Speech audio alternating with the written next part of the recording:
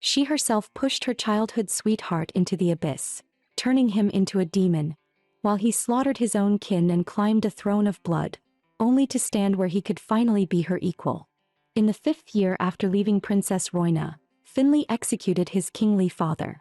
Once a frail prince sent to a neighboring realm as a hostage, he returned reborn as a butcher of fate, seizing the crown with iron and fire. In the grand hall, the man bent to pick up a necklace that slipped from his coat. Inside it, a tiny portrait he had cherished for years, Roina as a child. His hoarse voice echoed through the empty chamber. "My dearest Roina, 5 years apart. Were you happy without me by your side? I hope your smile is still the same." Roina Celeste had once been the most beloved princess of the Bennett Empire. Her eyes said to shine like the brightest stars in the night sky. Cherished by her family, adored by her people, even favored by the god of love. She once held every blessing the world could offer, until one day a sudden accusation dragged her into the abyss, charged with the murder of the first princess, Chaplin. "The evidence is conclusive. Do you have anything to say in your defense?" Unwilling to believe it, yet faced with irrefutable proof, the emperor still put his most cherished daughter on trial. Panic flooded Roina's eyes, her voice trembling. I didn't do it. My sister was always so good to me. How could I ever hurt her?" "Spare us the innocent act." The empress sprang to her feet, her face twisted with rage. "You're just as vile as that low-born mother of yours." "Enough, empress." The emperor cut in, unable to bear it any longer. "What do you mean, enough? The one who died was my own daughter. I raised another woman's child as my own, and this is how it ends." A sharp slap cracked through the hall, the girl stumbling from the blow, tears welling in her eyes, repeating in shock, "I didn't do anything." But a colder voice cut her off. "That's enough. The poison was found in her chambers as well." "Father, are you really going to keep shielding her?" "No, father, something must be wrong. Please believe me," Roina begged desperately. The emperor knew it in his heart. His youngest daughter was innocent and kind, with no motive to kill her elder sister. Just as he was about to propose delaying the judgment, a sudden agony struck him, blood bursting from his mouth, and Roina could only watch as her father collapsed. In that moment she lost all protection. The crown prince, Chester, ordered her thrown into the dungeon. The brother who had once treated her with boundless tenderness finally revealed his hideous true face when she asked about their mother and father. "So, how does it feel to fall from heaven straight into hell?" "This is only the beginning. The people of Bennett are all clamoring for your execution, with the very mouths that once shouted, 'Long live the princess.' But I'll tell them this. Though you are a criminal, you're still my sister. I'll spare your life and let you atone for the rest of it. Then the people will praise my mercy." It felt as if Roina's heart were clenched in a brutal grip, her voice shaking as she asked, "Brother, why?" "Shut up. Don't call me brother, and stop pretending I'm some gentle protector. What do you know of the pain I've endured? I've had enough of you, and that foolish mother of yours." Only then did realization strike Roina. "You killed my sister." "Who can say? Rest assured you'll never know the truth. You asked about your mother, didn't you? That lowly woman was hanged long ago. No one is coming to save you. And Finley, if he were still around, he'd surely try everything to rescue you. But you hurt him deeply, sent him back with your own hands to that man-eating Osborne. He's probably living a fate even worse than yours now." The girl's last defenses shattered. Gagging hoarsely, she rasped, "Just kill me. Why would I ever let you find an easy release?" Twisted hatred burned in Chester's eyes. "I'll make you suffer every pain I once endured. Pray that father wakes up. Because he loves you so dearly, perhaps he'd believe you, that is, if he ever wakes at all." In the dark, damp dungeon, Roina lost count of the days and nights. Punishments meant to torment her but never quite kill her, along with moldy, filthy bread and the maid's unrestrained mockery. Until one day she heard that familiar name once more. A coup had erupted in Osborne. The emperor was killed by his own son, the very Finley who had once been sent there as a bride. "Guess we really were lucky. That crown prince took such good care of his majesty for a full 5 years." The bread slipped from her hands and hit the ground. Finley, she hadn't heard that name in far, far too long. She murmured softly, her voice barely a whisper, "Are you well?" "I'm doing fine. I hope you are too." During her captivity, Chester at first took pleasure in tormenting her. But once she stopped reacting altogether, he slowly lost interest. "Roina, why don't you beg me? He clamped a hand around his sister's throat, his voice carrying a hint of obsession he couldn't quite hide. I loved you so much back then. If you'd just beg me, even I would soften. Even so, Royna stared blankly at Chester, her gaze hollow, and an inexplicable sense of frustration welled up inside him. He suddenly released her, barking impatiently, "This is boring. How have you been taking care of her? Clean her up. Now." From that moment on, Chester never appeared again, and the insults that once humiliated her gradually lost their power to wound. Only one thought remained in Royna's mind. No matter what, she had to live.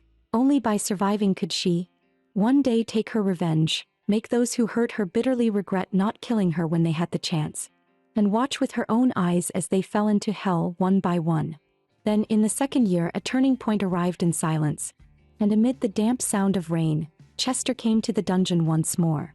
"You've grown up, Royna." The girl lifted her eyes calmly, her tone distant. "Long time no see, Chester. I didn't expect you'd still remember me. Why don't you call me brother anymore?" A mocking smile curled at Royna's lips. "After everything you've done to me, you still expect me to flatter you?" Chester frowned deeply. Bennett's brightest star had long since fallen, and the world had already turned its back on Royna. Yet even after plunging into hell, how could she still stand so unbroken, as if years of humiliation and abuse had failed to crush her at all? He had made her suffer twice over the pain he himself once endured, or so he believed. Memories surged back from years ago. Icy water pouring over his head, his body shaking with cold, unable to understand why his mother was always so hysterical. "You're the one most like His Majesty, yet he only dotes on that low-born mother and daughter. And now even you would betray me. Is playing with Royna really that enjoyable?" "But mother, isn't Royna my sister?" The answer was a brutal slap. "What sister? She's of tainted blood. That woman and her child stole His Majesty's love from me. She is not your sister. The only one who truly loves you is me. Remember that. Only I will ever treat you well. Everything must be done my way." The seeds of malice, planted with intent, were watered day after day by the Empress, until they finally bloomed into a flower of evil. And so, in Chester's heart, boundless hatred and jealousy toward his sister took root. "Despair, Royna, just like my own twisted, diseased life. Taste suffering for yourself. I'll give you hope, only to crush it with my own hands, until you sink completely into hell. When that day comes, I'd be more than happy to be your brother once again." Not long after, envoys from Osborne arrived in Bennett, reenacting the scene from 15 years ago, except this time the hostage was Royna. Chester swirled the wine in his glass. "That country is darker than anywhere else. Is your brother. I'll offer you a bit of advice. If he truly wanted to save you, he would have come years ago. In my eyes, he may hate you even more than I do. My dear sister, you're the one who turned him into the monster he is today. And you're still so naive." The chaotic clatter of hooves rang sharp through the pouring rain, just like his departures in the past. Crowds packed both sides of the road, but this time, the looks cast her way were filled only with hatred. An egg smashed against the carriage window, yolk splattering everywhere as the crowd roared, "Traitor! Murderer!" A hooded figure pointed at the carriage and shouted, "Betrayer! Running to Osborne won't change a thing." Chester watched from atop the city walls, his expression one of satisfaction. "Those who loved you no longer do. Do you like this farewell gift? It's His Majesty's mercy. A life for a life, heaven's justice. You colluded with the enemy, murdered your own sister and left her gravely wounded. Go to hell." A red-haired man reined in his horse beside the carriage, cloaked and armed with a long sword. He was Kofi, commander of the Osborne Imperial Knights. Kofi's gaze turned razor-sharp. "Anyone who dares insult Princess Royna, Osborne's armies will raise your country within 3 days." The crowd fell into dead silence, terror written across every face. Kofi continued, "We will ensure the princess reaches our nation safely." Royna remained silent, her eyes heavy with sorrow and exhaustion. Kofi spoke to her quietly. "If you want to survive, forget who you once were. That's my advice." The convoy slowly set off, the carriage rolling away from the city. 3 days later they reached the border. Staring at the steaming food before her, Royna found herself momentarily dazed. During this time, Osborne had shown her no harsh treatment. If anything, everything felt unsettlingly normal. Faint voices drifted from nearby. Victory was within reach. Why would His Majesty halt the war for a murderer? Didn't the princess betray His Majesty back then? Shouldn't she be punished properly?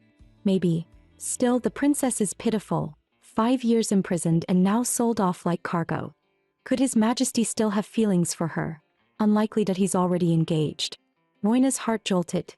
Finley, was he getting married? What she didn't know was that, on a distant cliff, Finley had been standing there for a long time, staring at the tent where Moina was staying. Those pitch-black eyes were unfathomable, betraying no emotion at all. Your Majesty, would you like to see the princess? No, take her to the residence we prepared earlier. She doesn't need to see me. Kofi acknowledged the order. Understood that I'll arrange for her care immediately. Finley cut him off that she's nothing more than a hostage, that there's no need for all this. Whatever happens to her from now on has nothing to do with me. Those words were later relayed to Roina by Kofi. When Kofi returned to camp, the guards shouted in unison, "The commander has returned." Kofi's gaze swept calmly over them before he headed straight for Roina's tent. Roina was seated by the table. She bowed slightly. "Sir Kofi." Kofi noticed the untouched food. "You shouldn't waste rations. Otherwise His Majesty's mercy is wasted." Roina smiled faintly. "I'm not wasting it, I just don't have an appetite." She reflected silently. Locked up like a stray dog for 5 full years, fed nothing but moldy bread, her stomach was ruined. Whatever she ate would only come back up. As long as she didn't starve, that was enough. She asked carefully, "Sir Kofi, when we reach the capital, will I be able to see His Majesty?" Kofi replied sternly, "In our country, no one addresses His Majesty by name." Roina lowered her head slightly. "I understand." Kofi went on, "Do you think coming to Osborne means escaping hell? This place is not merciful. Without His Majesty's protection, it's nothing more than a vast prison." Countless blood-red eyes watched from the darkness, twisted faces weaving together into an invisible net. "You must live quietly. Don't walk into the trap yourself. Peace will not come to you." Roina replied softly, "Yes, I understand. I'll be mindful of my place." A flicker of surprise crossed Kofi's eyes. Was she forcing herself to stay strong? He went on, "The journey will resume shortly. Please eat and rest early. His Majesty will not come to see you. Don't harbor false hopes." With that he turned and left. When the tent flap fell closed, Roina let out a long breath. She collapsed onto the soft bed, her golden hair spilling across the luxurious bedding. Eyes closed, she felt the smooth touch of silk against her skin. All of this was thanks to Finley. Escaping that stinking dungeon alone was something to be grateful for. That was what she should have felt. Yet when her hand pressed to her chest, a quiet bitterness rose. "Finley, why did you push me away?" Tears slid down from her eyes. And Roina curled up on the bed, whispering hoarsely, "It hurts, as if there's a hole torn straight through my heart." The next day, Roina boarded the carriage. Kofi mounted his horse and called out loudly, "We move out." The carriage rolled forward, the axles creaking as it began to move. Roina lowered her head, lost in thought. Back then, all she wanted was for Finley to return home and reclaim his title as prince. Chester and Sir Kofi had both urged her to face reality. Over those 5 years, her position and Finley's had completely reversed. In her memories, Finley looked at her pleadingly, "I want to stay by your side, I don't want to go back." Roina answered coldly, "Duke Schubert has come to take you. You won't get another chance like this." Finley's expression fell. "Why don't you understand my heart?" Yet in the end, Finley had clawed his way up on his own him. Her choice back then was nothing but betrayal. If so, why would he save her now? Kofi shot her a sharp glance. It seemed the princess had spent the night thinking and finally grasped her current situation. Good. Even in a foreign land, she would be able to survive on her own. The convoy moved steadily along a forest path, Kofi urging his horse forward a step. 15 years earlier, Rhodes had stood beside a lavish carriage. She was the former commander of the Knights and Kofi's father.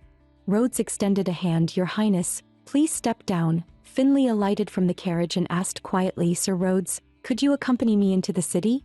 Rhodes replied sternly, "My duty ends at the city gate." A man wearing a monocle approached with a broad smile. "Prince Finley, I am Jules, Minister of Civil Affairs of the Bennett Empire. I will escort you to meet His Majesty." Finley answered softly, "Very well." He followed Jules forward, his figure disappearing at the end of the red carpet. Jules presented a letter. "Your Majesty, this is a handwritten letter from the Emperor of the Osborne Empire." Crawford, Emperor of the Bennett Empire, sat upon his ornate throne, examining the letter carefully. It read, I offer my son Finley, born of the Empress, to strengthen the friendship between our two nations.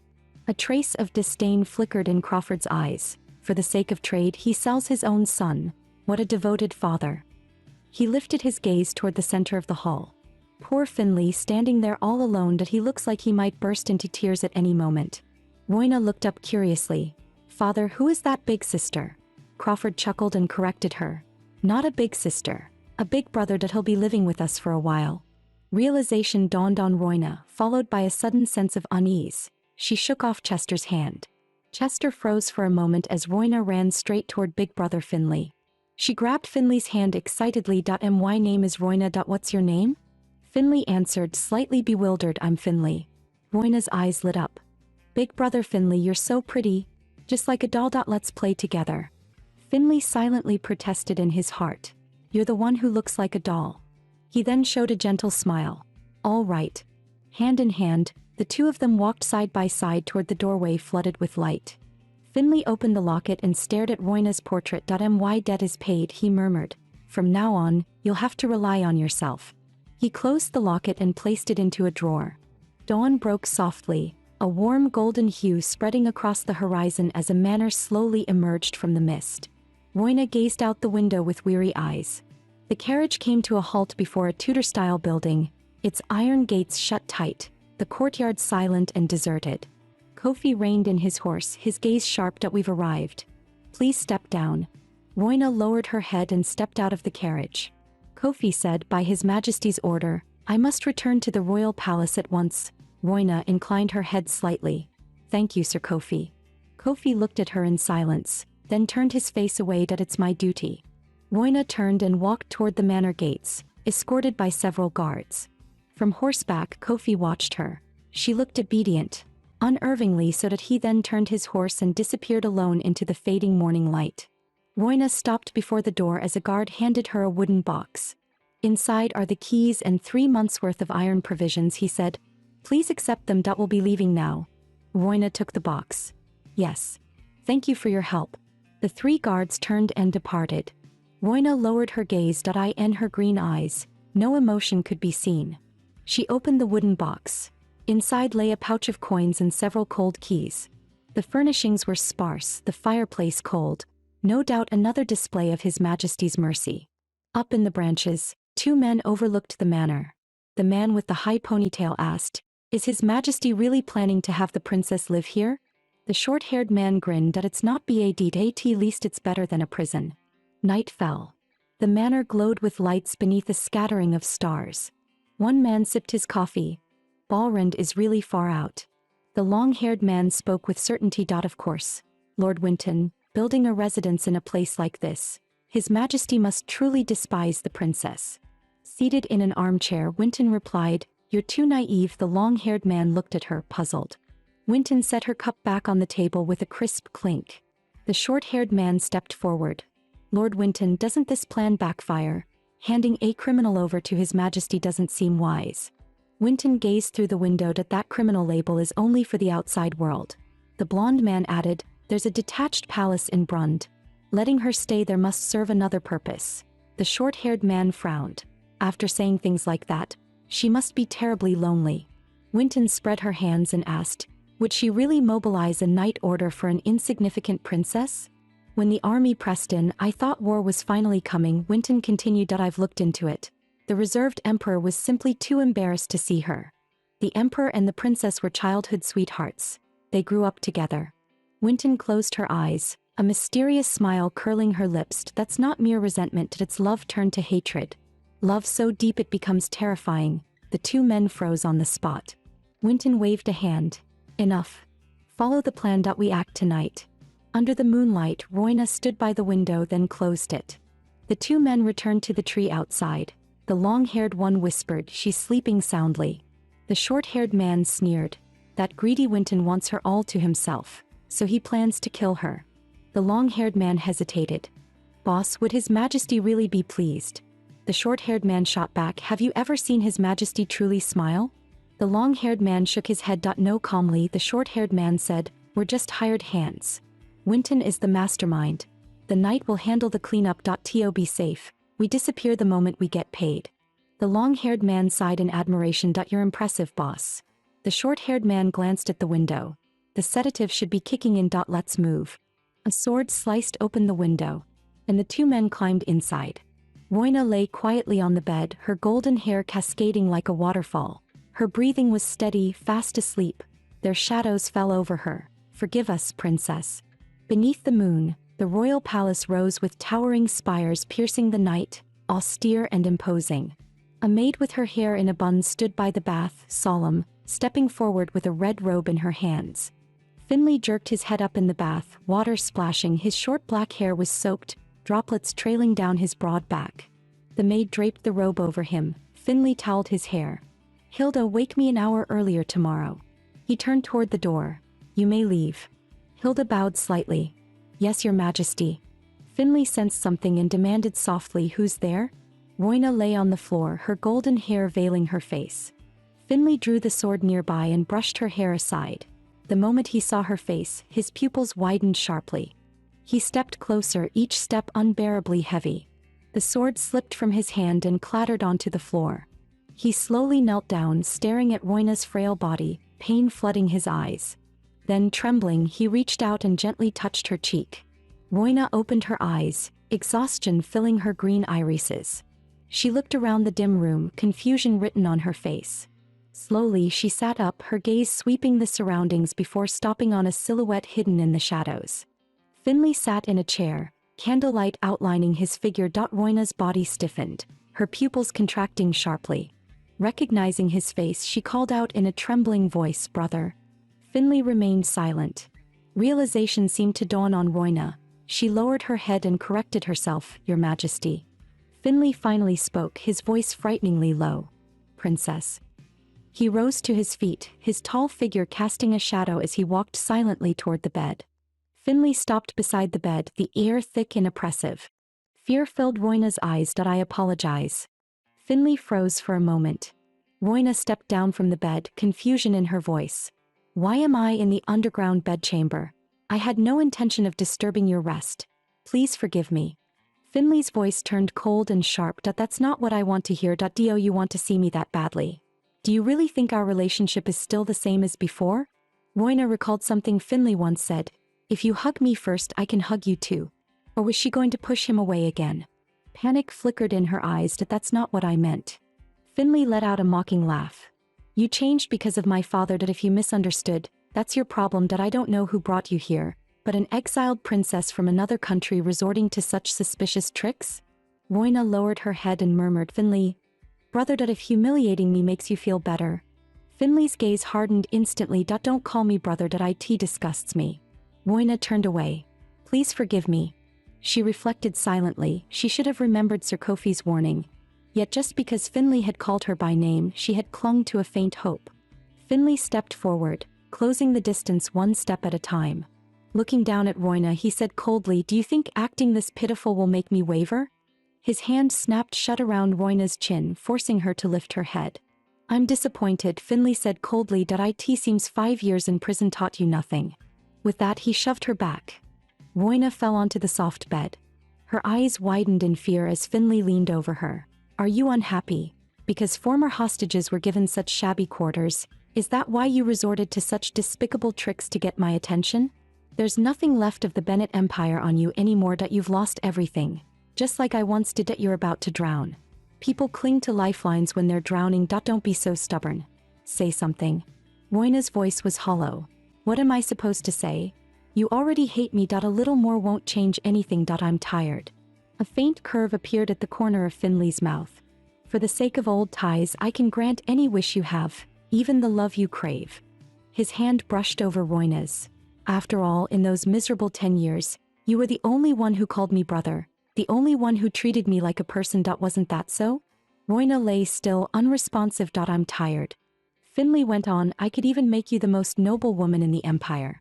Roina recalled what Chester once said. "If you wish, I'll give you honor, wealth, the people's devotion. I'll restore everything you lost." She finally spoke. "You all want to conquer me. What have I ever done to you? What do you want from me? I don't wish to revisit the past. Even if I was shameful and hurt you, saving someone, haven't I been punished enough?" She sat up and forced a smile. Being released is already a happiness I don't deserve, Your Majesty's grace. I will never forget it. When you ask what else I want, what does that mean? Barefoot, she stepped onto the cold carpet. If Your Majesty has no intention of keeping me tonight, I will take my leave. Lifting her skirt, she bowed slowly and walked out of the chamber. Finley sat at the edge of the bed, head lowered, staring at his empty hand as if her warmth still lingered. He covered his face, fingers sinking into his black hair. What am I doing? The vast corridor was brightly lit as Roina walked barefoot. Guards glanced over, shock and confusion in their eyes. Whispers followed. Did she come out of His Majesty's bedchamber? Roina stopped, leaning her back against the cold wall. She slid down slowly, curling into herself as tears fell soundlessly. How foolish I am. A group of attendants continued murmuring. Coming out of His Majesty's room, she has no sense of decorum. Hilda cast a sharp look. The attendants fell silent at once. Holding a candelabrum to light the corridor ahead, Hilda ordered without expression, continue the patrol. The attendants replied in unison, yes. Hilda knocked on Finley's door. Has Your Majesty retired? Finley answered from the crack of the door. What is it? Hilda lowered her gaze. I'm here to escort the princess. Many knights are watching her. If anything goes wrong and word reaches the old nobility, Your Majesty's position will be in jeopardy. Finley listened impassively, his hand gripping the door frame. Then leave it to you. The door closed slowly. With the candelabrum in hand, Hilda departed at a measured pace. He knit his brows and murmured softly, very well. Finley stood alone in the darkness. 5 years had turned them into strangers. You were within reach, yet impossibly distant. You once shone like the sun, and yet you were also the one who hurt him most. In his memory, Roina wore a red gown and declared before everyone, I refuse your confession. Did you truly think a princess would choose a hostage? My engagement to Duke Norris is settled. I'm sorry if I misled you. Without you, I've been doing just fine. Finley pressed a hand to his forehead. Pain etched across his face. I've been wounded more than once. Even so, I dragged you back from hell. I only want you to bow and admit fault. What must I do to make you kneel? Hilda hurried after her. Your Highness, please wait. Roina stopped and looked at the woman before her. Who are you? Hilda bowed slightly. I am Hilda, a court lady. Roina inclined her head. Good evening, Lady Hilda. She recalled Finley mentioning that his mother had been ill for years, unable to raise him. My wet nurse Hilda stayed by my side. I wonder how she's doing. We'll meet again, won't we? The woman looked stern, yet her voice was gentle. Hilda said, His Majesty asked me to escort you. A flicker of confusion crossed Roina's eyes. Hilda set a pair of shoes beside her. These were prepared by His Majesty. The size may be a little large. Please forgive that. Roina put them on and thanked her softly. Thank you.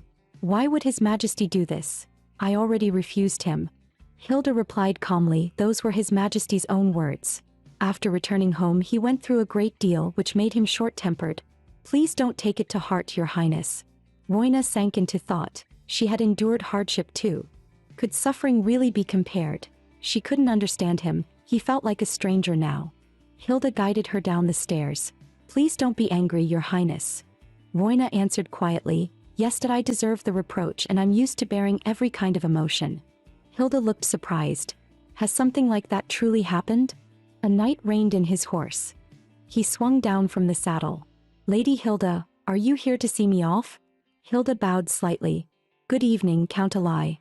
Alai looked at Roina with curiosity. And who might this be? Hilda introduced her. This is Her Highness, Princess Roina. The smile vanished from Alai's face, his gaze sharpening. Oh, is that so? He draped a cloak over Roina's shoulders. Why are you out here in your night clothes? Roina looked up at him, her eyes filled with confusion. Alai gently brushed her hair. Go home now. He turned to Hilda. Is His Majesty asleep? Hilda replied, probably not yet. Alai's smile widened. He won't be able to sleep. I've come to bring good news. Though it's past midnight, I rode through the night to report our victory. He turned to leave. The carriage is ready. Shall we escort the princess?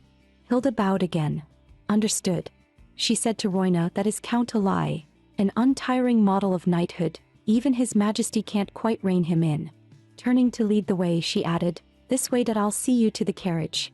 Everything will be all right. Roina answered softly, yes. Hilda closed the carriage door. Good night, princess. Roina forced a small smile. good night. The carriage rolled away and Hilda watched it disappear into the distance. It looks like this winter will be a long one, that she turned away with a quiet sigh. Under the cold moonlight of the forest, two men leaned against a tree, catching their breath. The short-haired man spoke first. Lord Winton's prediction was wrong. The long-haired man agreed that let's report the bad news that we're pulling out. Beneath the night sky, the manor blazed with light.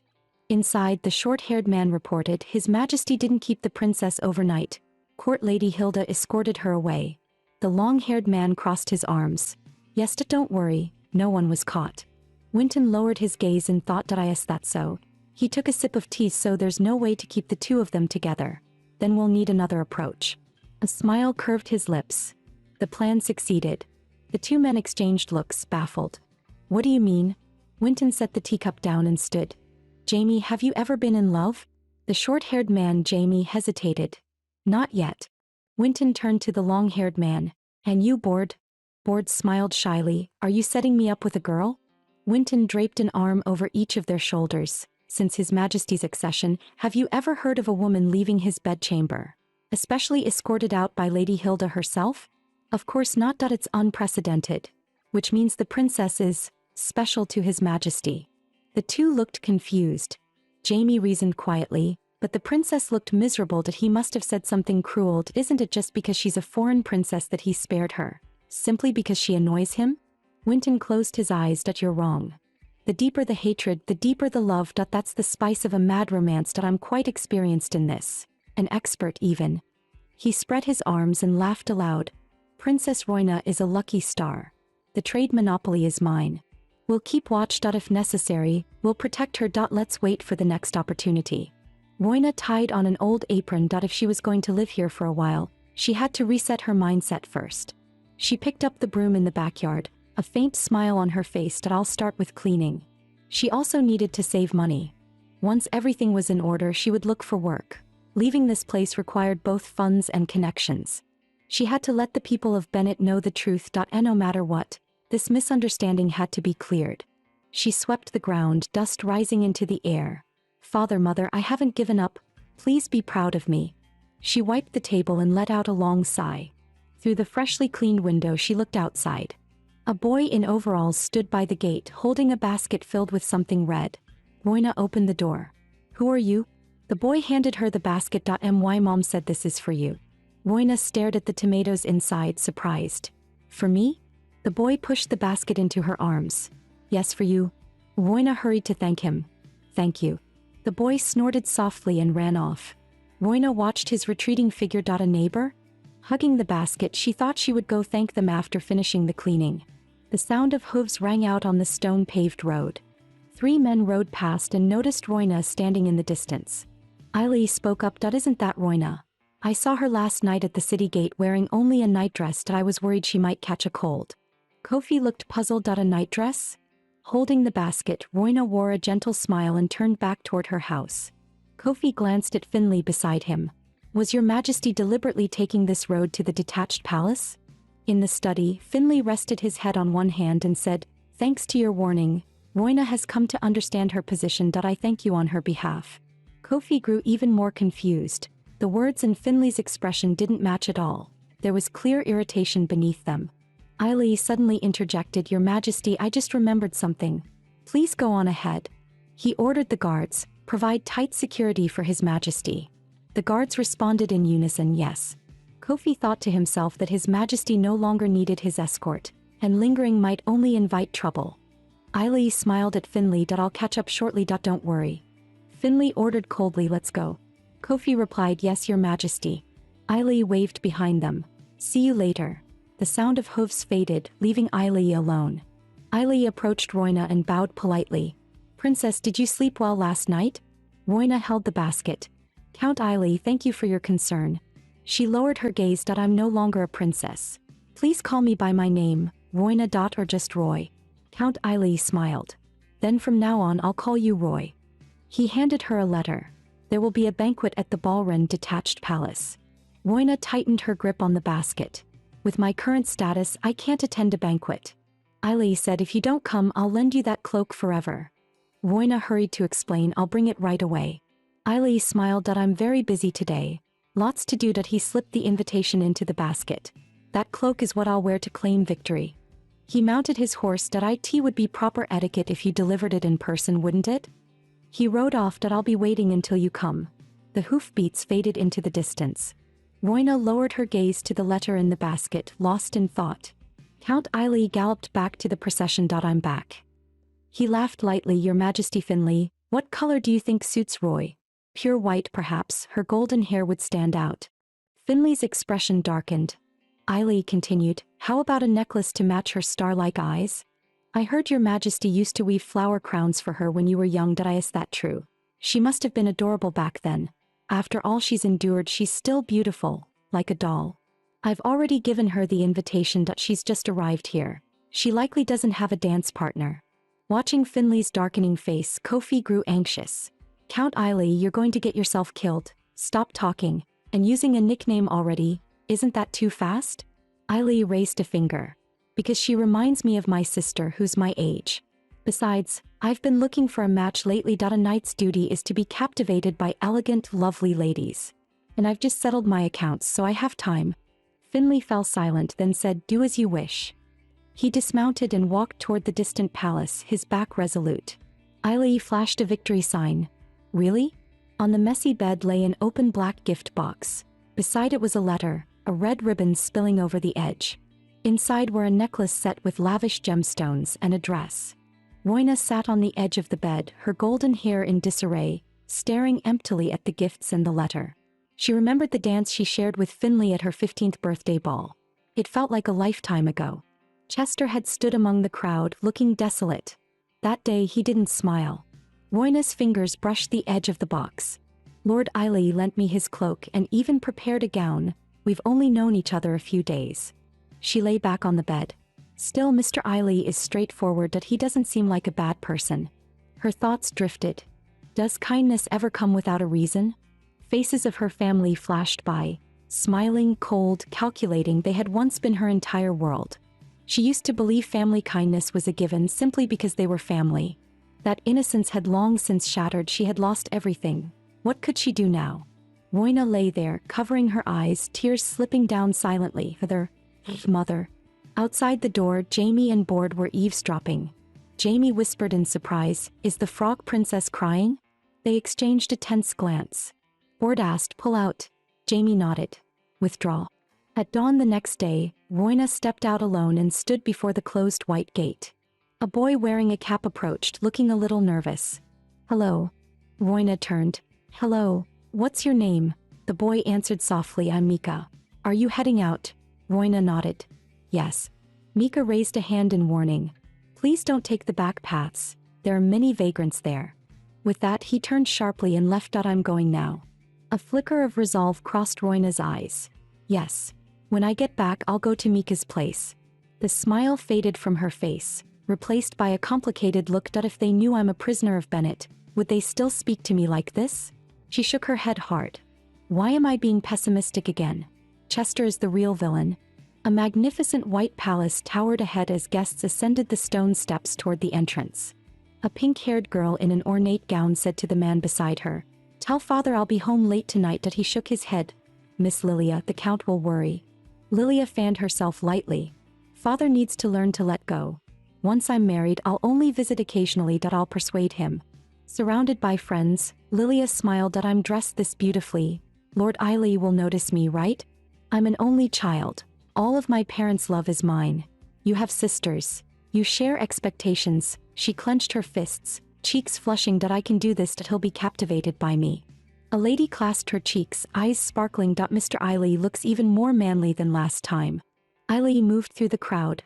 Lilia spun around. Her heart raced. Is he coming this way? Oh no, what do I do?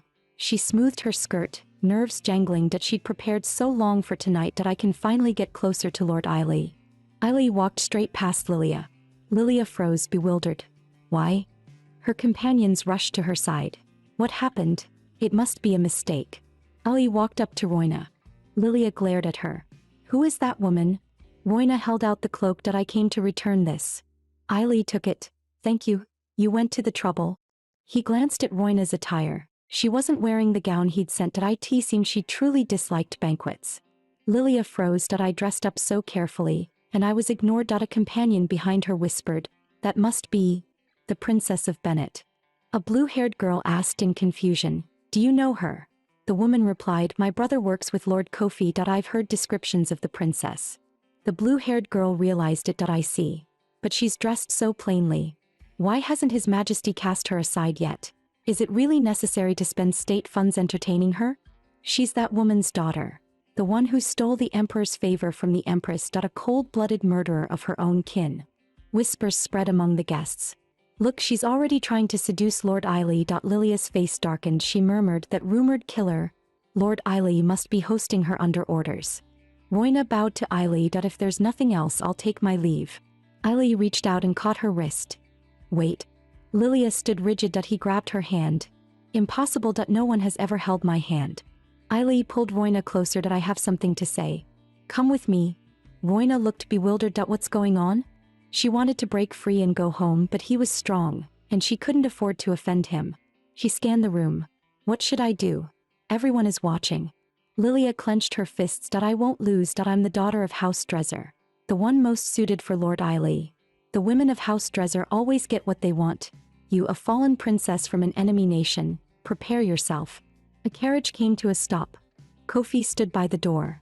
Your Majesty, we've arrived. Fenley stepped down from the carriage, dressed in an ornate military uniform, his gaze sweeping forward with cold restraint. As he entered the banquet courtyard, the surrounding guests fell silent at once and bowed in unison. Watching the scene, Kofi let out a quiet sigh. The moment His Majesty appears, the entire place freezes. Fenley's eyes passed over the crowd and fixed on a single direction. Eiley was pulling Roina forward by the wrist. Fenley's gaze turned icy in an instant. His eyes locked on the tightly held hand, anger gathering between his brows. Eiley stopped in front of Roina. What I'm about to say is important. Kofi suddenly stepped in, cutting their exchange short. Sir Eiley, His Majesty is waiting for you in the study on the second floor. Eiley turned around. I'll come after I finish speaking with her. Kofi replied, His Majesty needs you immediately. Eiley could only warn Roina, don't go home until I return. I'm not joking. Roina answered softly, yes. Eiley then turned and left. Kofi addressed Roina, Your Highness, if you don't mind, may we speak in another room? Roina replied quietly, yes, I don't mind. The two then walked away side by side. Lilia stood among the crowd, watching Roina's retreating figure, her gaze sharpening by the second. Sir Eiley, I'll make you see that woman's true face. Kofi stood by the door and stepped aside. Please go in. Wait inside. Roina turned to look at her, confusion flickering in her eyes. As Kofi turned to leave, Roina quickly spoke up. Didn't you say there was something to discuss? Why are you leaving? She thought to herself, I know I'm not welcome, but this is the first time I've been ignored so outright. Still, I don't feel as hurt as I expected. Have I grown stronger? What could he possibly want to talk about? A warning to behave, most likely. She glanced around the room. Royal chambers weren't pleasant at all. The windows were so high, it felt more like a cell than a room. Her hand rested on the armrest. Thanks to Chester and his followers, she had learned how to read people. The twitch of a mouth, the faintest wrinkle near the eyes, even the smallest signs were enough for her to see through a person's thoughts. She lowered her gaze, a trace of bitter amusement appearing on her lips. Have I turned from a naive, foolish princess into nothing more than a slightly smarter hostage? Lilia hurried through the corridor. Wait, is this a maze? I was careless. I actually lost her. Whoever designed this place must have been insane. The layout was absurdly complicated.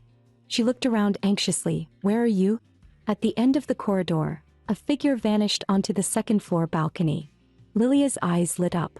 She curled her lips into a smug smile. Have found you. She lifted her skirt and hurried after them, sneering inwardly. Taking a detour to avoid me won't work. They went into a room just as she thought, a secret meeting. That woman was actually trying to seduce Sir Kofi. She crept closer to the door, careful with every step. A calculating smile curled on her lips. I won't let her leave. I'll make Sir Eli see how shameless she really is. She slid her fan into the door latch. Covering her mouth as she giggled, she muttered, that little vixen, I won't tolerate it. Then she darted away. Roina sat on the sofa. When she saw Finley enter, she froze in surprise. She quickly composed herself and stood to bow. Your Majesty. Finley's gaze was cold. I'm here. Are you disappointed? He pressed on. Why do you look so dejected whenever you see me? You were smiling just fine when that boy handed you the basket. Roina bowed slightly. No, I only heard from Sir Kofi that you wished to speak with me. Finley said, I summoned you. So the one you should be talking to is me. Roina frowned. Didn't we settle this the other night? He asked again. What is it you want? Finley stepped closer. Today I want a proper conversation. He paused. You look thin. Did Chester fail to take proper care of you? Roina turned her head. What do you want to talk about? She hesitated, thinking, should I tell him why I pushed him away back then? Finley suddenly asked, what is your relationship with Eli? Roina's body stiffened. What are you talking about? Finley stepped closer. You called him by a nickname right in front of me and he gave you an invitation. Since when did you become so close? Roina froze. She had thought they would never revisit the past, never like this. Finley spoke coldly. I don't know who brought you here, but an exiled princess using such suspicious tricks. Do you think acting pitiful would make me waver and pull you into my arms? That was 5 years ago. The night she was forced to face her true position, it was the same. Even before that, she had already been looking at him with those cold eyes. Back then, anyone would have thought she was a despicable woman. No matter what she said, he probably wouldn't believe her. Finley's gaze darkened. You think silence will let you dodge the question? I want you to argue back just like you did then. Brother Finley, I only had tea with Norris. You're overthinking it. I'm not 5 years old anymore. I can make my own decisions. Roina lowered her eyes. I won't run away. But I'm not obligated to answer that question. Finley rested his hand on the armrest. As Emperor of the Osborne Empire, I order you to answer me now. What is your relationship with Eli? Roina snapped her head up, fury blazing in her eyes. This is none of your Majesty's business. Why? What right do you bind me? She had pushed him away to free him from the status of a hostage. And no matter how badly she was misunderstood, she endured it. But she never said that aloud. Finley looked down at her. None of my business. Have you forgotten who saved you? Roina turned her face aside. I haven't forgotten. I'm sincerely grateful for your Majesty's mercy, but I never asked for help. Must I report every detail of my life to you? Finley suddenly seized her shoulders. 5 years ago. Were your words and actions sincere? Tears welled in Roina's eyes. Yes. Insulting you, mocking you, those were my true feelings. You want to say a vile woman deserves punishment, don't you? If 5 years of imprisonment weren't enough, then punish me yourself. Finley stared at her in silence. Roina glanced at him. You're done venting. Are you satisfied now? Finley spoke evenly. Eli is the finest knight of our nation, and you are a princess of the Bennett Kingdom. I need to confirm whether you are undermining my knight's loyalty. Roina clutched her abdomen. Your Majesty, please let me out. My stomach hurts. She walked past Finley. Rest assured, I lack both the nerve and the leisure for romance. Finley tried the door. He said quietly, the latch seems stuck. Kofi should be back soon. He turned to look at Roina. His pupils contracted sharply. Roina clutched her abdomen and collapsed heavily to the floor. Cold sweat beaded across her forehead, and then she lost consciousness completely, crumpling into a faint. Finley shouted in anguish, Roina. He rushed toward her. He gathered Roina into his arms. What's wrong? Open your eyes. Wake up, Roy. An unnatural flush spread across Roina's face. A pink-haired woman hurried in. Sir Eli. She looked at Eli with delight. Wonderful, Sir Eli. My name is Lydia. Eli looked puzzled yet replied politely, Miss Lydia, a pleasure. Lydia smiled. There's something I want to show you. Would you come with me? Eli frowned slightly. Something to show me? Lydia nodded with a smile. Yes. Lydia raised a finger. It has to do with Princess Roina.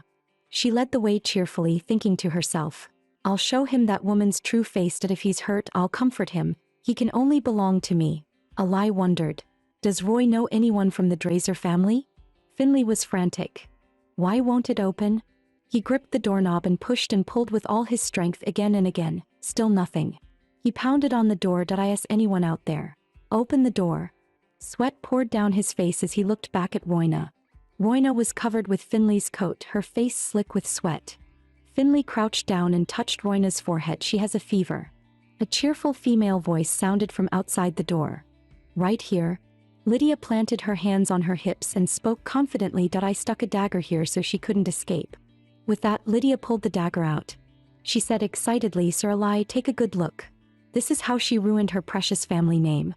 The door opened, revealing Emperor Finley instead. Finley's expression was darker than night. Lydia gasped in shock. W. Your Majesty. Why isn't it Sir Kofi? How did it become His Majesty? Panic flooded her mind. What do I do? The Drazer family is already bankrupt. Finley lifted Royna into his arms and passed by the two of them coldly. Call a doctor. Alai answered at once. Yes, Your Majesty.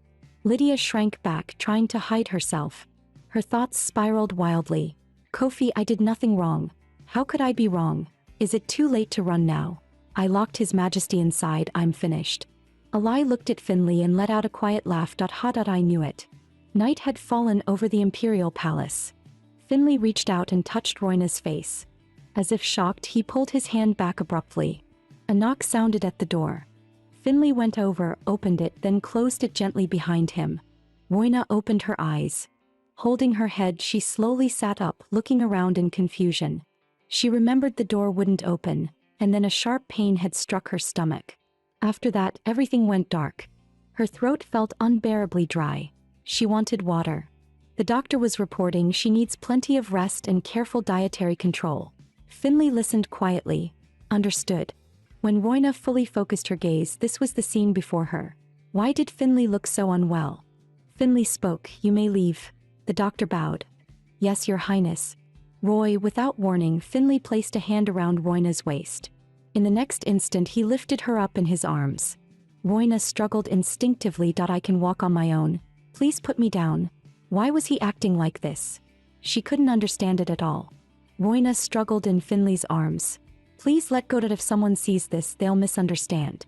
Finley carried her to the bed. What's wrong with that? Worry filled Royna's eyes. Don't you have a fiancé? This could cause you trouble. Finley turned his face aside, his expression cold. I'm not engaged. You were unconscious for 2 days. Your fever only just broke. Royna's gaze trembled slightly. So? He isn't engaged. Finley asked, where did you hear that from? Royna lowered her eyes. I must have heard it wrong. His presence feels softer now. Was he simply prone to anger? Finley said, let's not talk about that. I'll tell you when the time is right. Once you've recovered, I'll send you home. Rest well. I'll come see you tomorrow. Royna looked at him. I'm already better. It was only a mild fever. I can recover on my own. Finley stopped. Why do you keep refusing my help? Why do you think I rescued you from Bennett? Royna lowered her head. I don't know. Most of your suffering was caused by me. If you wanted revenge, I wouldn't be this confused. Your cruelty and your gentleness, I can't bear both. Finley looked at her. Don't you understand yet? Royna spoke softly. I'm grateful that you saved me, but I'm lost. I can't understand your intentions, and my mind is still trapped in Bennett. I can't think about anything else. Finley raised his eyes. Roy, if that's the case, then let's make a deal. Royna lifted her head. A deal? Finley recalled the doctor's words. Her Highness is still suffering from a high fever and severe gastritis. Without proper nutrition, it may progress to a gastric ulcer. I still don't know what truly happened, or how I should repay the debt of you protecting me years ago. Finley looked at her and spoke slowly, deliberately. You want revenge on Chester and the others, don't you? But right now, what can you actually do? Royna froze. Does Finley believe me now? Finley continued. Roy, you're too outstanding. In a world where the strong devour the weak, unless you become a ferocious beast. Royna murmured softly. As long as I'm alive, I believe I can change things. Finley's hand covered Royna's lips. Why not make use of me? Royna was deeply confused. What? I was only asleep for 2 days. What happened during that time? He feels like a different person. Finley fell silent. He knew that if he voiced his suspicions directly, it might wound her pride. Is that really wise? Finley withdrew his hand and slowly sat down. I'll ask you once more, he said. Do you truly desire revenge? Finley crossed his arms. If you promise to inherit the throne and sign a non-aggression pact, I will support your return to Bennett. Only then could she preserve her dignity. So this is the real reason you suddenly treated me so well. Royna lowered her gaze. How calculating. Royna spoke at last. Please give me some time to think. Finley nodded. Of course. Finley led Royna to the dining table. He picked up the documents and began to read. Royna stared at the lavish spread before her, unsure of where to begin. She quietly scanned the dishes on the table. Lavish barely described them. After a moment, Royna's attention settled on a bowl of soup. Finley noticed it as well. He gave Roina a faint smile. Roina thought, that look, that smile, he must want me to finish the meal before killing me. She lifted the drink before her and took a sip. When I have nothing left, what am I supposed to do? I want to go home, but that's no longer possible. Lydia's cheeks flushed as she hesitated. Should I go in? I was once a young lady from a wealthy family, you know that. Alai studied her, his tone calm but firm. But an apology is only right, isn't it? Lydia stammered, but back then. Sir Kofi. Fine. Tears gathered at Lydia's eyes. That I was just worried you'd be deceived by that wicked woman. Alai snapped, this is your fault. Stop crying. With tears streaming, Lydia demanded, why are you being so cruel? I've had enough. I hate you. She ran off in tears. Alai froze. Hey. Hilda approached. Sir Alai, are you here to see His Majesty? Alai replied, yes. That he saw Lydia step on her hem and trip.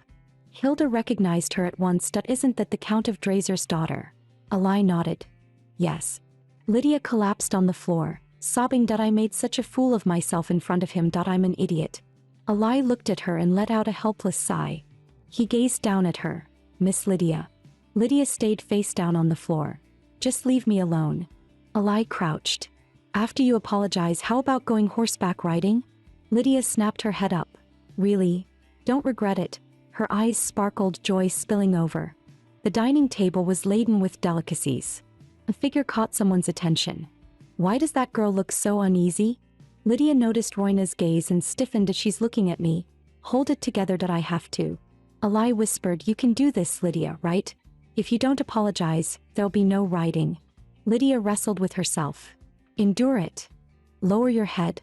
She gathered her courage.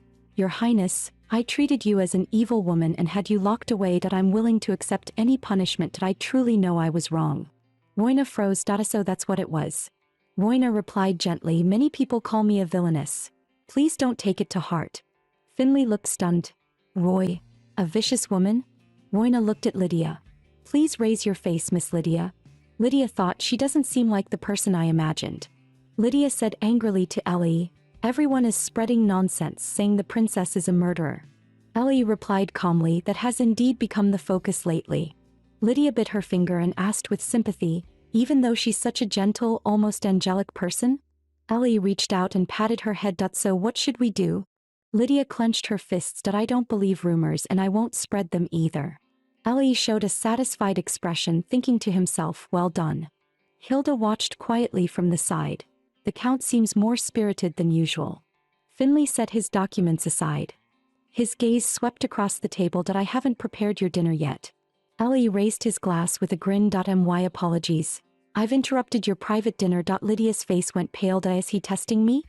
Finley spoke quietly, yet coldly. It's time to escort the young lady home. Ellie smiled. I admire how indirect you are. Roina ate in silence, everything feeling strangely unfamiliar. What is going on? Why does this feel so awkward? A memory flashed. Inside the woods, Roina stood with her back to Finley. If I'm in the way, just say it. Chester wrapped his arms around her from behind. Roina's cheeks flushed. Dio, you really need to beat around the bush. I thought we were already close. The scene returned to the dining hall. Hilda was pouring wine. Finley raised his glass. Didn't I just tell you to leave this place? Lydia's heart tightened. His Majesty is angry. She forced herself to stay composed. Mr. Ellie, about the horseback riding. Lydia finally broke down. Crying, she said, you promised you'd take me riding. How much longer are we supposed to stay here? I can't take this anymore. Ellie replied, let's go. We're leaving now. Lydia's face lit up, as if she'd finally been rescued. The two of them stood and bowed. Your Majesty, we'll take our leave now. Seeing Finley's dark expression, Lydia tensed inside. That look is terrifying. Let's go quickly. Suddenly, Lydia stopped in her tracks. Ellie asked, confused, what's wrong? Lifting her skirt, Lydia bowed to Roina. Princess, would you come to my family's tea party next week? Roina pointed at herself, disbelief clear in her voice. You're talking to me? Lydia nodded, her gaze flickering. Yes. Seeing Lydia suddenly brimming with excitement, Ellie couldn't quite understand what was happening. Lydia wrapped her arms around Roina from behind. I'm Lydia of the Delisser family. Please take care of me. From today on, we're friends. Roina froze for a moment. It had been a long time since she'd felt such kindness from a stranger, especially someone reaching out so openly.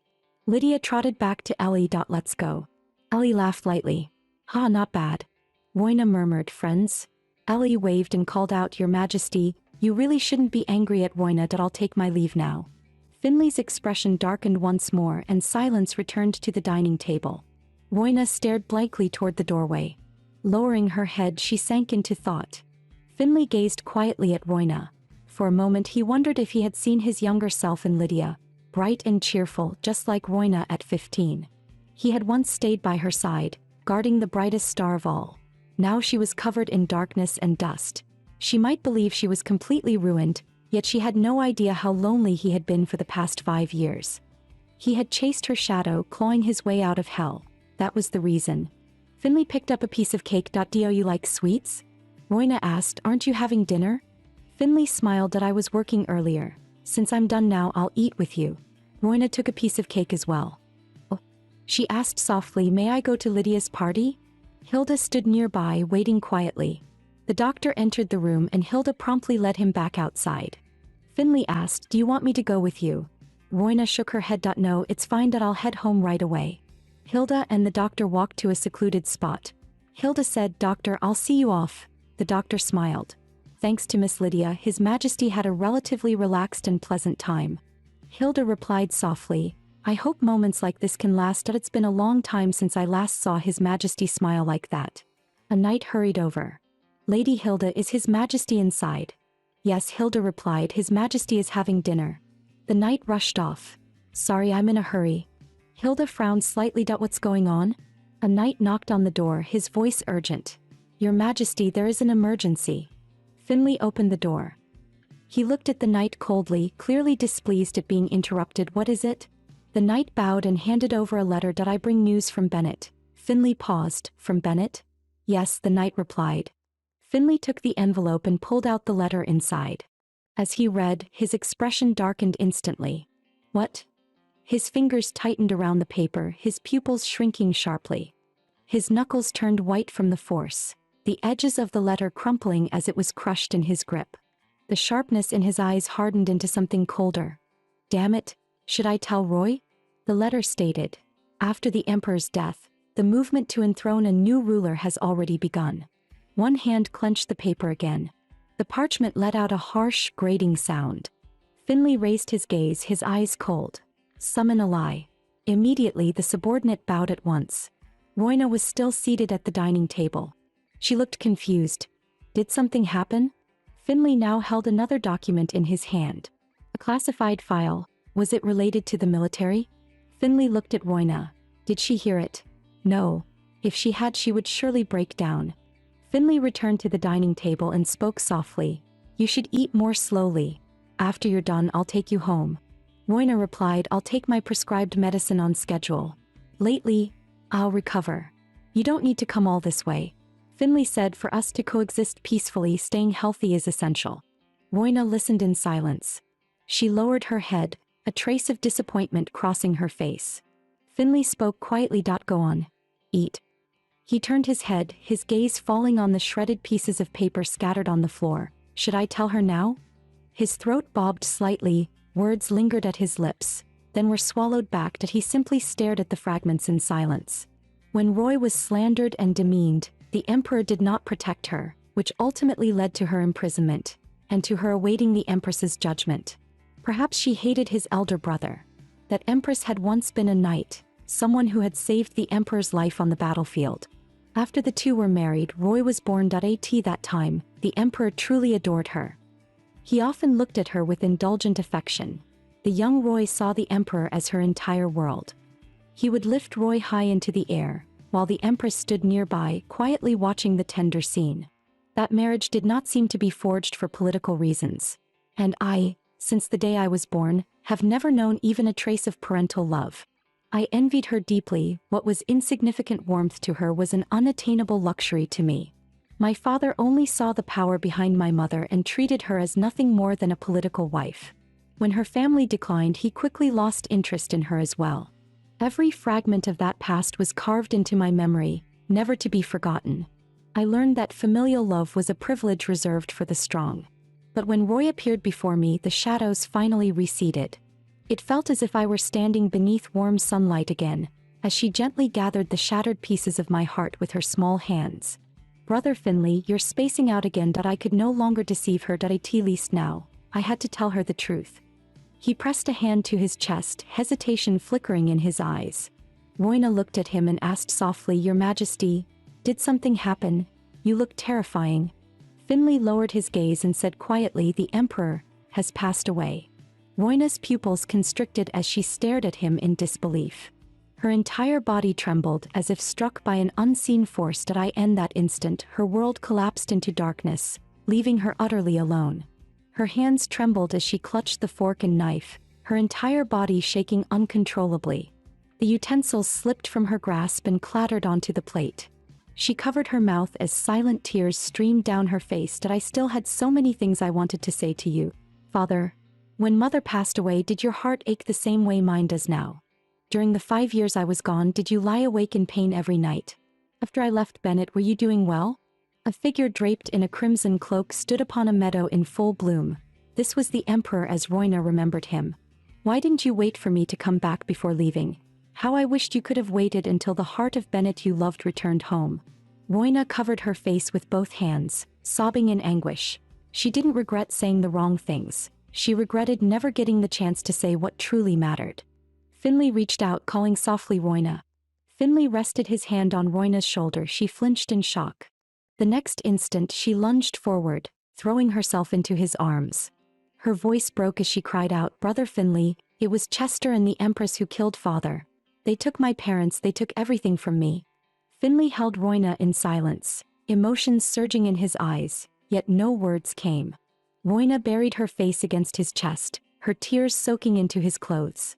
In her memories, the grand banquet hall still gleamed with splendor, only to shatter into nothingness in a single moment.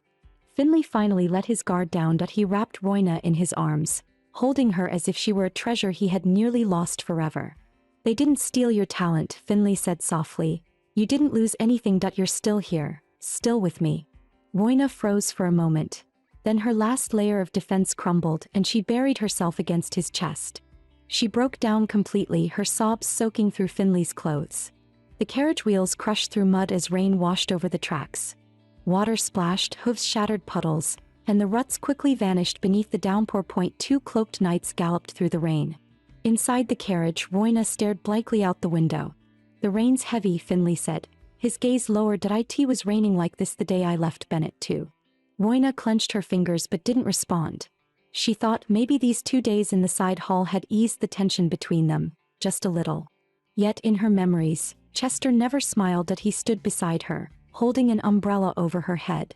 Brother, was this really the right choice? Roina asked. Chester answered without hesitation, yes. You did well. This way Finley can finally stop being a hostage. Roina looked toward the distance. Brother Finley, before she could finish, Finley spurred his horse forward and vanished beyond the hills.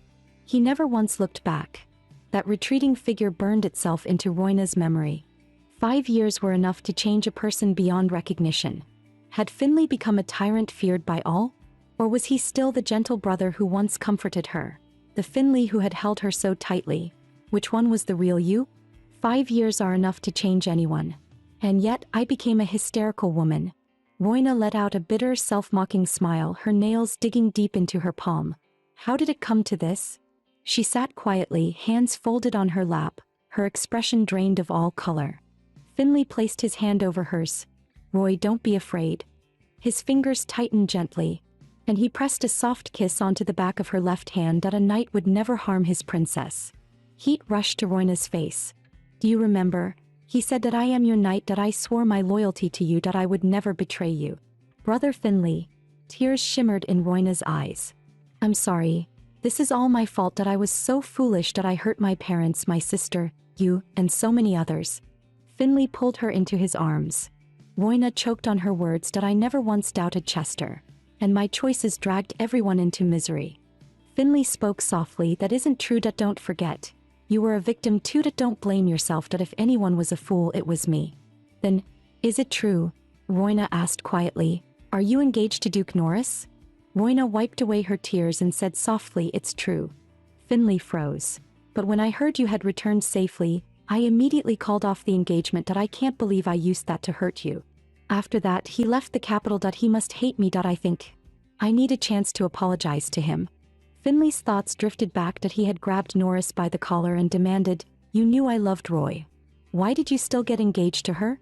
Norris had replied indifferently, "Unfortunate. She was the one who fell in love with me first. Why don't you quietly return to your own country?" Finley rubbed his temples. The Loris family, as close allies of the Emperor, they wouldn't bow to Chester so easily. Norris would do whatever it took to secure their support. And no matter what, I must stop Norris from meeting Roy again. The carriage slowly came to a stop. "We've arrived," the aide said respectfully. Finley spoke up, "It's still raining heavily." Royna looked at him in confusion. "If you slip, it could be dangerous." Royna turned her face away shyly. "Why don't we wait until the rain stops?" Finley nodded. That's a good idea. Rain drummed against the window. The aide opened a black umbrella. "Watch your step."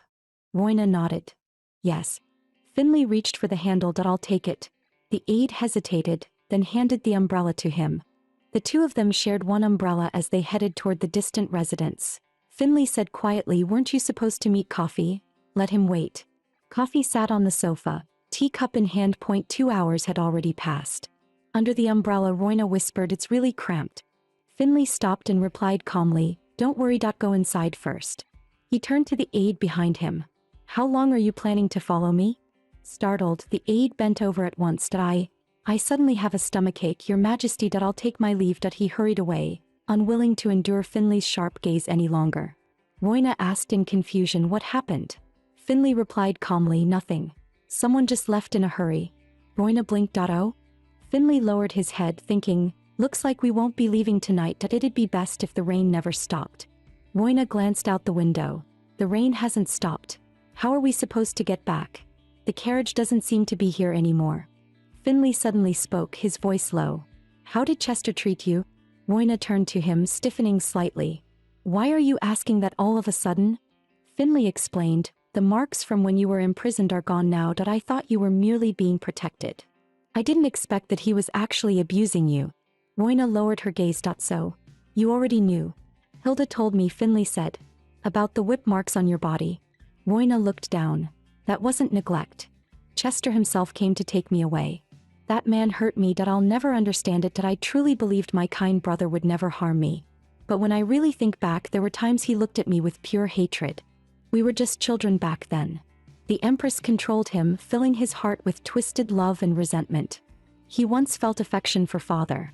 But after Chester grew up, his world was left with nothing but hatred, for his mother and for me. That hatred consumed him. He chose to drag me down into hell with him, even if it meant killing my sister. So this is what family bonds are. This is what royalty truly means. "I'm sorry." Finley leaned against her shoulder. Royna looked up at him. "Why are you apologizing?" Finley answered quietly, "Because my pride made you suffer more than you should have. Can you let me see your injuries?" Royna's cheeks flushed instantly. What are you talking about?" Finley hurried to explain, words tumbling out. "I just want to know how serious they are. Is that strange?" Royna turned her head away, embarrassed. "So you brought me here just to take my clothes off?" Finley froze. He stepped back in panic, ears burning. "No. That's not it. I just wanted to know how bad it really was." Royna suddenly laughed. "I'm kidding." Finley cleared his throat, trying to hide his awkwardness. "I just can't feel at ease unless I see it for myself." "Roy, you finally smiled," he said softly, just like before. Royna teased him with a grin. "Huh, I'm not showing you." Finley's face turned bright red. All right, I won't look." Royna turned away. "I'll make some tea." As she sat down, feeling Finley close by, she asked, "Isn't it strange for an emperor to make tea himself?" Finley replied gently, "There's no emperor here. Just you and me." Finley lifted a bucket of water and slowly poured it into the large wooden tub. Flames crackled fiercely as he spoke in a low voice. "Roy, do you remember that rainy day? It was not long after I became a hostage." Royna answered softly, "I remember." In her memory, two noble boys stood in the rain, laughing at Finley lying on the ground. "Are you the princess's dog?" Finley struggled upright, fixing them with a sharp, defiant stare. One of the boys sneered. "What, you think glaring at me will scare me?" Suddenly Royna rushed forward. "You bully." "Royna, what are you doing?" The other boy shouted in alarm. Do you know what happens if you hit the Empress's nephew? I'll tell my aunt. Roina snapped back angrily. I don't care. You're the one who's wrong. The servants cried out in panic, calling her name, but Roina didn't move. She only looked at Finley. Her gaze was firm, unwavering. Brother Finley, I won't let anyone bully you ever again, okay? From that day on I kept thinking, I wanted to protect you forever. Roina buried her face in her knees. It was just a small thing. Finley shook his head immediately. No, it wasn't. Maybe it was small to you, but without that moment there would be no me today. Roy, you're the reason I became who I am. Finley gently placed his hand on Roina's head, his voice steadied. It's raining again. This time, I'll be the one to protect you. He lowered his head and kissed Roina's hand. Let's start over, he said softly. I've always wanted the one I love to smile. Finley rested his face against Roina's shoulder, his voice low and steady. But now I understand, pain and anxiety are just part of life. Life is long. This was how he had always shown her what he felt. He was always behind her, even when she forced him to leave, even when she sent him away. She had no doubt. Once his duty was fulfilled, he would return to her without hesitation. She used to believe his love was simply instinct, something natural, and never truly noticed it. Pain, hope, joy, anger. That longing look, she had seen it countless times. Yet she had never understood what it truly meant. Roina whispered, I'm sorry, brother. She lifted his face in her hands, her eyes shining. I took your love for granted. Finley answered gently, his voice calm and sure. It's all right, Roy. Suddenly, Finley's eyes widened. Roina rose onto her toes and kissed him. The air between them turned charged, brief, intimate, undeniable. Finley came back to himself and cupped Roina's face. Her heart surged. Even though she called him brother, she couldn't bear the thought of him being kind to someone else. She had let him close, pretended not to care, played the adult and sent him back where he belonged. She said she would pray for his happiness. While hurting herself, she admitted it now. She had been afraid of the truth. Finley brushed his fingers over his lips. Do you know what you just did? Roina's cheeks flushed. All she could see was him. Look at me. Her voice was soft but resolute. I don't care how anyone labels this. Siblings, lovers, whatever. I want you. Will you stay by my side? So I can reach for you whenever I need. Finley, I'm sorry that I was wrong. Her voice trembled. I was scared you'd see through my pride and my foolishness. I was anxious, afraid you'd hate me, hate this body covered in scars. Finley gently brushed her cheek. You are my princess, your highness. He cradled Roina's face and kissed her, sincere, restrained, unmistakable. They say when fear becomes real, you think of the one you truly love. That day I finally understood. Roy fell into my world like a shooting star. Every moment with him shimmered like a galaxy. Even watching his back was enough to make me happy. The warmth of the cabin, the soft glow of the hearth, and the steady rhythm of rain surrounded us. I had dreamed of a day like this, where it was only him and me. I never craved power, yet now I was grateful for it because power was what allowed me to hold the one I love. For 15 years, all I wished for was for her to reach out first. Even waiting would feel full of joy. Finley leaned in again and whispered, Roy, thank you. You finally gave me your answer. The rain had stopped. Finley murmured, I almost wish it would last a little longer. Roina asked, brother, aren't you going back to the palace? Don't call me brother, he said softly. Call me by my name. Roina hesitated. Finley leaned closer. At least when it's just the two of us. Roina answered quietly. Finley pressed a kiss to the top of Roina's head. He mounted his horse with ease. Once I finish the mission, I'll come straight back. Roina waved. A boy watched them from the shadows. From here she really did look like someone from the palace. A boy's voice called up from downstairs. Sister. Roina answered, McCallan? McCallan spoke quickly. While you were gone, a man came by. Roina froze. A man. McCallan nodded firmly. Yes. He searched his memory. He looked cool. Wearing expensive clothes. Oh, and he had beautiful long white hair. Roina frowned. Long white hair. Who could that be? Not Norris, he prefers short white hair. McCallan added, Sister, the man who just left. Roina looked at him, puzzled. McCallan? McCallan suddenly blushed and waved his hands. Never mind. I just wanted to tell you that don't forget to lock the door. He hurried off. Roina smiled to herself. He's still so shy. But even so, it made her happy. Someone cared. That night, Roina walked back inside alone. Beard said in shock. It matches Sir Winton's report exactly. James narrowed his eyes. Yes. The way he knelt before the princess. The emperor kissed the princess on the head. Their relationship is confirmed. Let's move on to the next step. Beard suddenly sensed something was wrong. We've got a situation. Through the curtain of rain, a black-robed figure appeared silently behind Roina. Your Highness. Roina spun around. Who's there? A man with long silver-white hair stood behind her. A faint smile rested in his eyes. I've finally found you. Roina staggered back in shock. No, it really is you. In that instant she understood. The white-haired man Macallan mentioned was Norris. Norris spoke calmly. Come with me. Roina looked at him confused. Norris leaned down and gently took her hand. Please come with me to the Brownie territory. Roina brushed his hand aside. Come inside. Norris remained where he was. He could feel it clearly. Roina had changed. Beard lowered his voice.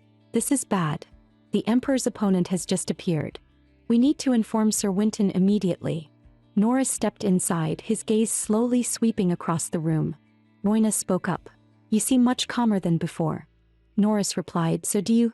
You must have endured a great deal these past 5 years. I'm sorry I never came to visit. Roina lowered her eyes. I'm the one who should apologize.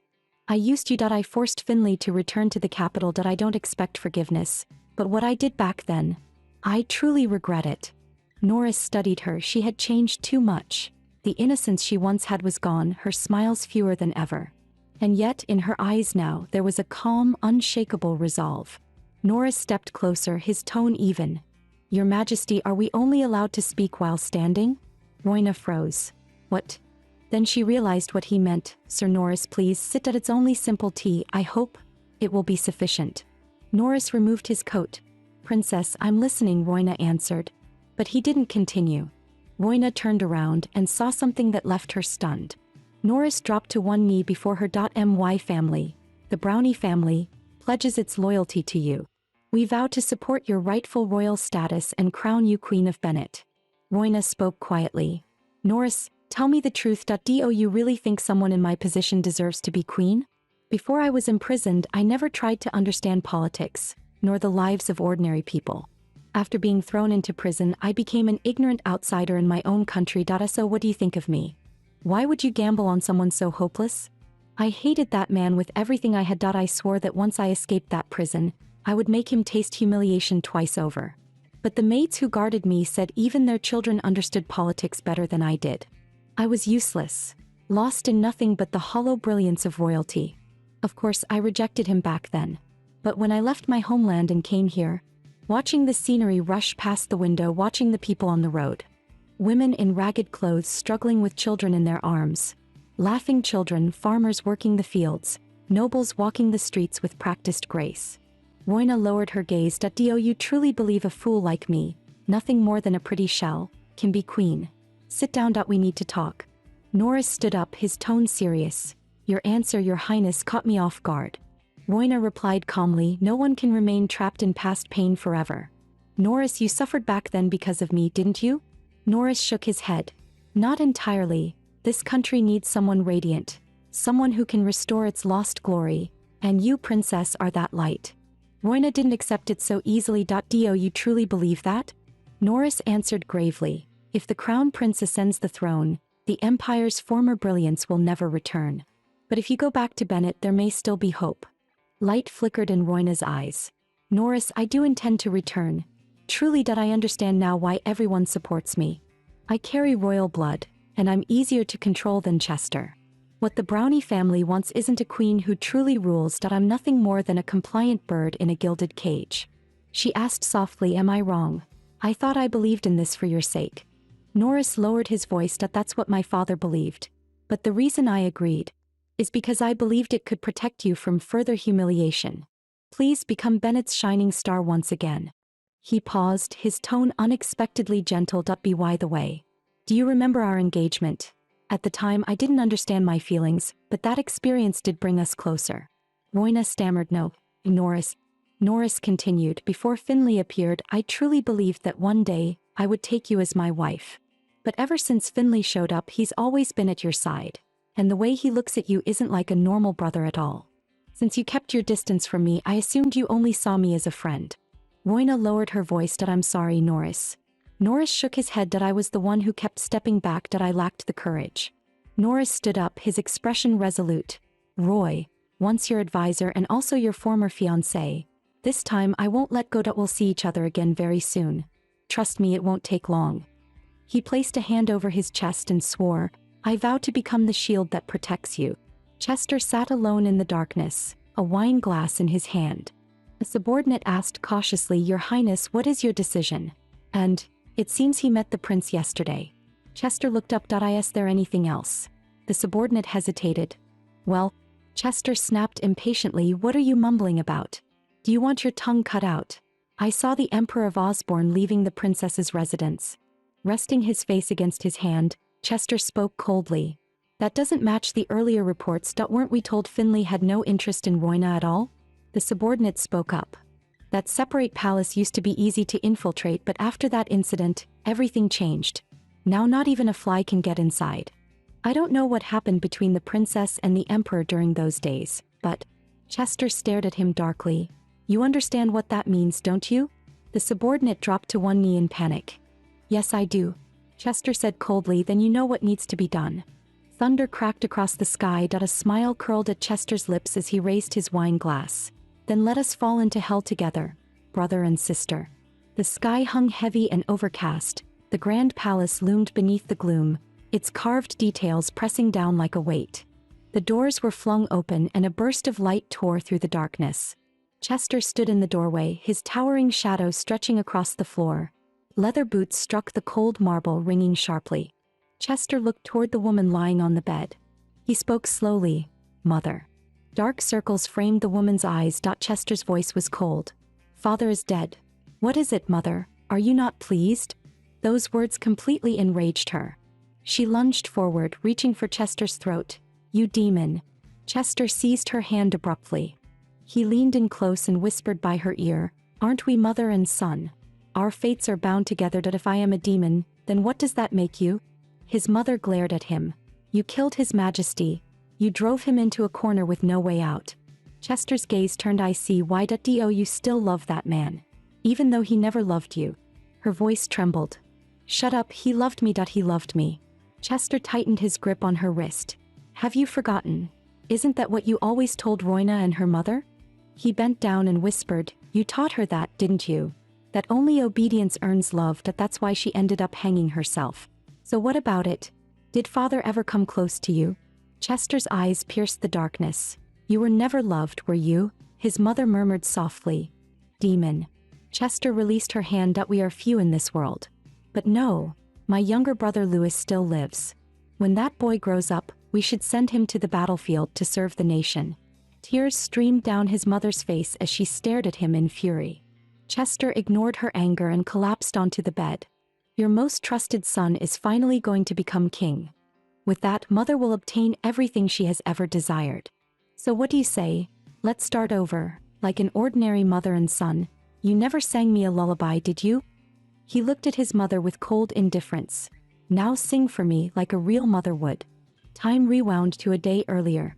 Kofi stood alone in the great hall, the firelight flickering across his tense, waiting figure. He cradled his cup in both hands, his eyelid twitching from too much caffeine. Had His Majesty forgotten about what lay beneath the estate? The door burst open. Finley stepped inside. Emperor Crawford has passed away. Kofi shot to his feet.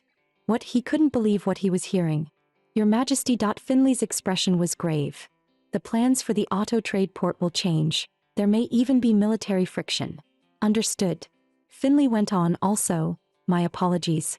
Have my clothes packed and sent to Princess Royna's residence.